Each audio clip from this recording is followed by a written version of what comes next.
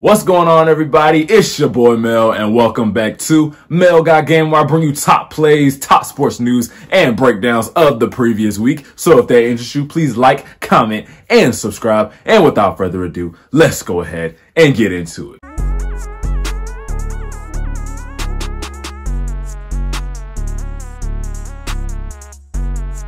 So what is good, everybody? How have y'all been? I've been good. This is my last week of classes. I've been just really overwhelmed with a bunch of assignments this past month. It's been truly crazy, but I pretty much just finished up everything. All I got is a group presentation and an exam, and I'll be out for the summer. I am so excited. And speaking of exciting, a lot of exciting stuff is happening in sports right now. We got the NBA playoffs going on right now, and it's probably the best first round of the playoffs I have ever seen in my life. Baseball is in full gear, and the NFL offseason is as crazy as ever. And one thing that everybody looks forward to in the NFL offseason is the NFL draft, which is arguably the most important part in the offseason. Here you got teams drafting young talent they hope can be the future of their franchise. And it's a very exciting night for the players getting drafted, the teams, and the fans watching back home. And a lot of the trades that happen during this offseason are ones that help teams get better draft positioning so that they have a better shot at landing some of the top guys in this draft. And this year, there have been no shortage of teams trying to fight for those draft picks and trade up. And while all the teams in the NFL have certain positions that they're trying to fill for this next season, today we are going to be focusing on one team, and that is my Atlanta Falcons. And we're just going to be predicting the Falcons draft picks for this upcoming draft. The draft starts Thursday, April 27th and goes all the way to April 29th. And you already know Scary Terry and all of the management for the Falcons are plotting right now to make sure we got a solid draft.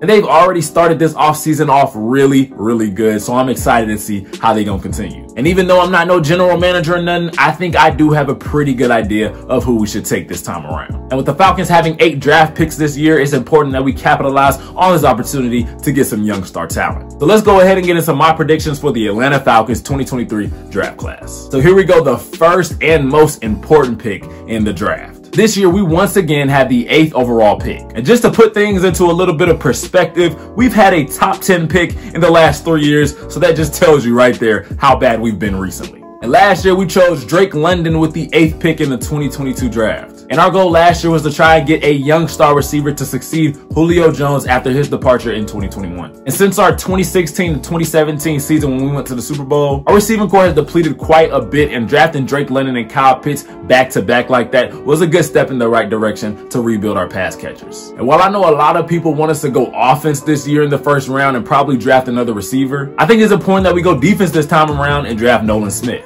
outside linebacker from the University of Georgia. Now, Nolan was a part of that suffocating Georgia defense that just won back-to-back national championships. And even though back in late October, Smith injured his pectoral muscle, which prematurely ended his season, he was still an anchor for that Georgia defense, and he served as a vital part of Georgia's dominance in the SEC. And before he got injured, he tallied 14 tackles, 3 sacks, and 16 quarterback hurries in just 5 games, as he was on track to have a monster season that was unfortunately cut short. And in 2021, he had a breakout season that put him on the map as one of the best outside linebackers in college football, as he recorded 55 tackles, 3.5 sacks, 3 forced fumbles, and 1 interception. And at 6'2", 235 pounds, Nolan Smith ran a 4.39 40 at the combine, which made him the second fastest D lineman at the combine, since Amari Barno ran a 4.36 40 in 2022. Watching Nolan's film, it's clear that this guy has a nose for the football and has the ability to see plays before they even develop. And with just how fast and nimble he is, he can squeeze through a lot of offensive linemen and get through those gaps and cause the quarterback to get the ball out a little quicker, which is going to result in a lot of more sacks and picks. And I think it's only right to draft him, since so far this offseason has been very defensive heavy. And it's important that we continue that trend to beef up our front 7. Now, moving into our second round pick, we have a couple of selections we can make here. We could look to add another cornerback here to pair with star cornerback AJ Terrell. We could get another D lineman and continue to bulk up down low, or we could switch the offense and draft another receiver for a Ritter to throw to. Ultimately, I think right here, we try to draft a lockdown cornerback to make our secondary even better. And there's a lot of cornerbacks that should be available during the second round when our time comes up. But I think we gotta go with Emmanuel Forbes from Mississippi State. Now, experts have been going back and forth in their mock draft predictions determining whether Forbes is a first round or second round talent or not. And lately, many of the mock drafts have him falling out of the first round. And if that is the case, it is likely that he will be available when our pick comes up. And I think he is the guy that will pair well with the players in our secondary. During college, this man was an absolute ball-hawking machine. He totaled 14 interceptions during his college career, with 5 coming in his freshman year, 3 in his sophomore, and 6 in his junior year. Out of those 14 interceptions, he returned 9 of them for touchdowns, which means 64% of the interceptions in his college career were pick sixes. So that right there just tells me that this man was a star receiver in high school as well. And in the combine, he ran a 4.35 40, showing that speed off that he used to keep up with those receivers in the SEC. And his speed combined with his athleticism and his reaction time will make him a nightmare for quarterbacks and receivers in the NFL. All right, now for our 3rd round pick. Some of you may be getting a little anxious now because I haven't picked any offensive players yet. But don't worry, okay? I got just the thing for y'all for this 3rd round pick. I'm coming with it right now. I think we should draft Cedric Tillman, wide receiver out of Tennessee. In 2021, Tillman had a breakout season where he put up 1,081 yards and 12 touchdowns, making him Tennessee's top pass catcher for that year. And unfortunately for him, he did suffer an ankle injury last season,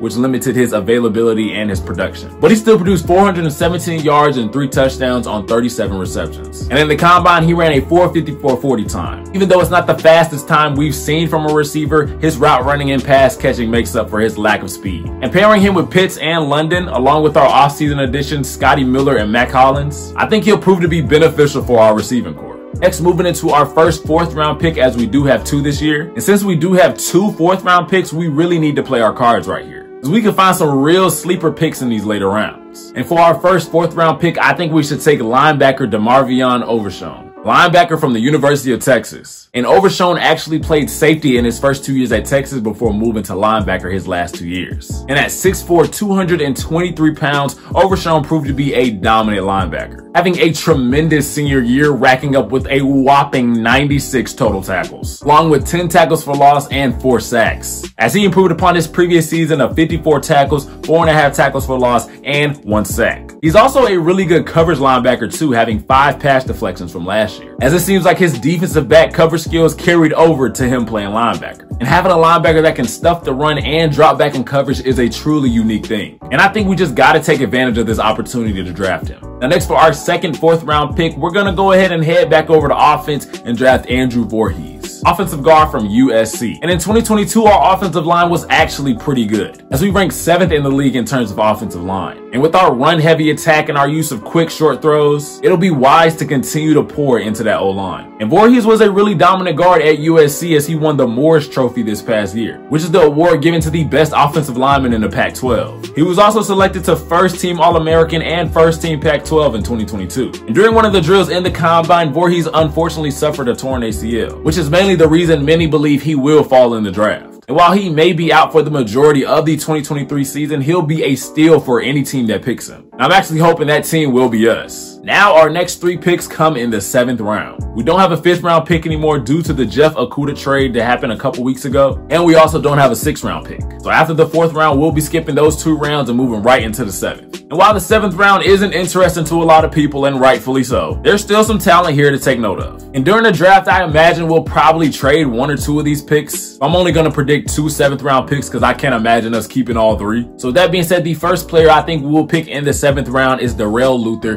cornerback from South Alabama. Now, being at South Alabama, many may argue that he did not really play against a lot of competition that was NFL ready. But regardless, he does seem like a pretty good pickup with a lot of upside. He excels in man coverage, and it was his strong suit during the season, as he came away with 7 pass deflections and 1 interception, smothering his defenders almost every play. He's also pretty fast, running a 4.46 40 in the combine, showing he'll be able to keep up with these NFL receivers and recover if need be. Now, obviously, being a 7th round pick, he'd have to put in a lot of work to show that he can play at this level. But at the least, he probably could be a solid backup or a special teams guy. Now, lastly, for our second 7th round prediction, I think we should draft Jaden Hazelwood, wide receiver out of Arkansas. Now, Hazelwood is an Atlanta native, and it's always a plus drafting somebody out of the A. But he was also the Razorbacks' 2nd leading receiver, racking up 702 yards, 59 receptions, and 3 touchdowns. After some inconsistent seasons at Oklahoma, he improved drastically, becoming an important part of that Razorbacks offense. Now, he is slower than your average receiver, running a 4.66 in the combine, but his 6'2", 215-pound frame makes up for that. Now, depending on his development, he could prove to be a real steal for the Falcons. He could also take on a significant special team teams roll as well. Well, guys, those are my predictions for the Atlanta Falcons 2023 draft class. Let me know what you guys think of my predictions for this draft, and who do you guys think the Atlanta Falcons should draft for next year? It's some really good players to take note of in this draft, and the Falcons have a really good opportunity to add to this talented roster that we got. Now, like I said, the draft starts Thursday, April 27th, and it lasts till Saturday, April 29th. So you already know I'm going to be tuning in with a nice little snack, seeing what the Falcons got in store for us this time around. But yeah, guys, that is it for today's video. I hope you guys have a really, really good day and stay safe this week. I love you all. I will see you guys next time on Mail Guy Game, and I'm out. Peace. I really need to change my intro because I don't give breakdowns of the previous week anymore. I used to do it. I used to do that. I don't do that anymore. I give you top plays. I give you top sports news, but I don't give you breakdowns of the previous week. So I got to figure out something else to say. I do got to figure out something else to say. Unless y'all want breakdowns of the previous week again, but I don't know. That was a lot. That was a lot to do. Real solid draft prediction. No cap. I gotta say I did that. I did that. Boom.